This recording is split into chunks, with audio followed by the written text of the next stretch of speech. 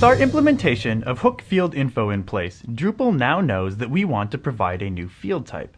However, we haven't yet defined what the data for that field is going to look like. In this lesson, we're going to focus on the field type portion of defining a custom field a bit more, and use hook field schema in order to tell Drupal what kind of data we want to store and a bit about the structure of that data. In our case, we're going to be storing both the RGB color value and a human-readable name for the color, two simple strings of text. We'll start by taking a look at the documentation for hook field schema. Then, we'll walk through some examples of existing hook field schema implementations from the text and image modules and show how the defined schema plays out in the database when adding a new field instance to the article content type. Finally, we'll add our own RGB field schema implementation that defines the two columns of data we'll be storing in the RGB module that we're creating. By the end of this lesson, you should be able to understand how the schema defined in hook field schema relates to both the data that you intend to store with your custom field type, as well as the impact your schema definition has on the underlying database when a new field instance is created.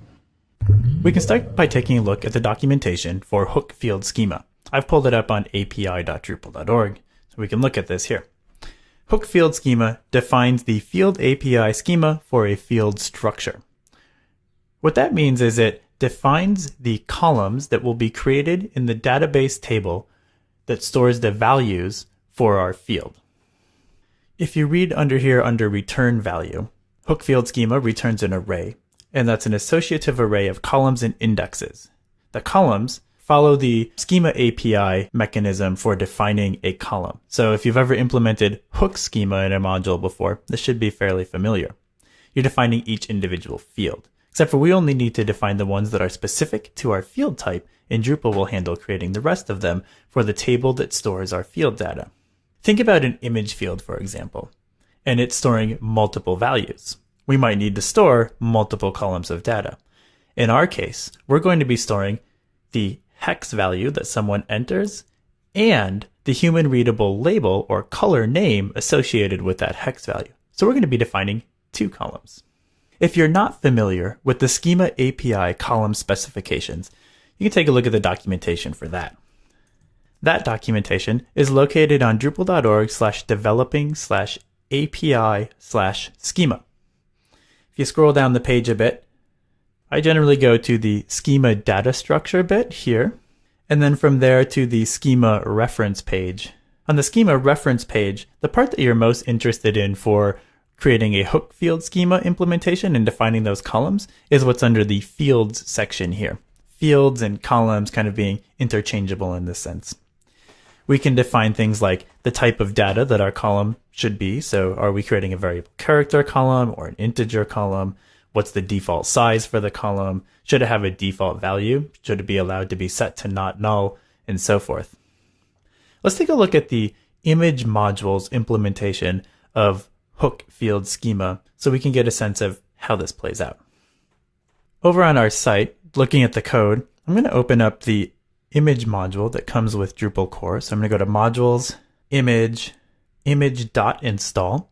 These hook field schema definitions can live inside of a .install file, which is best practice. So in most cases, you'll find them there. That's also where we'll create ours. If I scroll down past the hook schema, here's image field schema. You can see that the image module defines a handful of columns. If you've ever uploaded an image in Drupal, you've seen that you initially upload the file, and it saves the file to the disk and then returns an FID or a unique ID for the file. So you need to store that piece of information. But you can also optionally enter in an alt text and title text. So in the hook field schema here, you can see that it's defining those alternate text and title text columns. There's also a width and height column. As the user uploading an image, you don't actually do anything with the width and height columns, but Drupal does in the background. It checks the size of the image that you just uploaded and stores it so it can make use of it later. If we were to look at the database for our current site, I've got all the tables here for our Drupal 7 installation. And if I filter this down to just list those that have the name of image, there's two of them here that are interesting. Field data, field image, and field revision field image. Drupal core has an image field attached to the article bundle or the article content type. As a result, it's created these two tables in the database that will store values that are added for any image field when someone creates a new article. These tables get a default set of columns provided by Drupal. Entity type, bundle, deleted, entity ID, revision ID, language, and delta are all part of the core set. And core will use these as part of the field attach API in order to determine, which entity or the value in this row belongs to. Our custom field type defines all of the additional columns. The image module, in this case, has the FID, alt, title, width, and height columns that it's defined. And the Schema API maps it to be an integer or a variable character and so forth.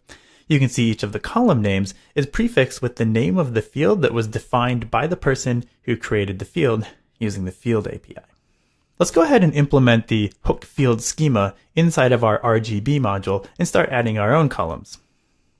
If I switch back to the code and I open up our RGB module that we started earlier, I'm going to add a new rgb.install file. So I'll right click, there, new file. It's going to be just a PHP file, save it. We said that hook field schema implementations can go inside of a .install file, and this is considered best practice. Hook field schema takes one argument, $field, which is the definition of that field provided by the field info API. And we need to return an array of columns and indexes. So let's start by creating our columns. Our RGB field has two columns of data that we want to store. The RGB value, or the color that someone gives us, and the label that they give us. So we'll create two new columns. The key here in the columns array will become the name used for the column when creating it in the database. And then we can define the type and additional schema API definition for this column. So we'll make this a variable character column. We'll make it a length of 6. You think about an RGB color, it might look something like 003366, for example. So our value is never going to be more than just this string of 6 characters.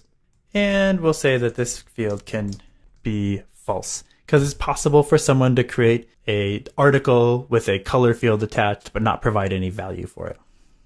The label field is basically the same thing, just with a larger number of characters. We'll maybe limit it to 128 characters. Let's save that. So there we've got our columns defined. I can also define indexes. I'm just going to add one index, and I'm going to add it on the RGB field to demonstrate that this works. You would add indexes in whichever scenario you think people are going to be performing lookups on this column or doing a query to sort of select the value of that column and help speed up those queries. And then we can just return this. So I'm going to return an array, and that array is going to have columns, like so, and indexes. I'll click Save. Well, it all looks correct to me. So now I'm going to switch over to our site, and I'm going to actually add a color field to the article content type. So on our site, if I go to Structure, Content Types, Manage Fields, and I add a new field, we'll just name this field Color. I select the type, I say Color. I'm going to leave the widget to default here and click Save. It'll walk me through the standard set of forms for adding a new field. So field settings, we don't have any field settings currently. Widget settings or instance settings for this field. We don't have any custom instance settings, but you can see that the field attach API is providing a handful of default settings or options that we could use with our field, like for example, making it required. Leave all of these as is and click Save Settings. So I've now been able to add a new field of the type RGB color, our custom field type, to our article content type.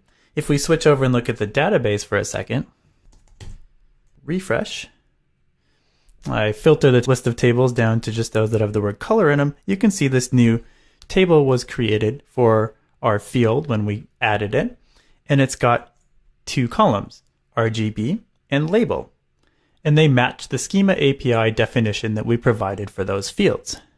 variable character of length 6, variable character length 128. So now we've got a way that we can store our field data. In the next lesson, we'll take a look at creating a widget in order to allow users to enter in an RGB color and a label that we can then store in the database.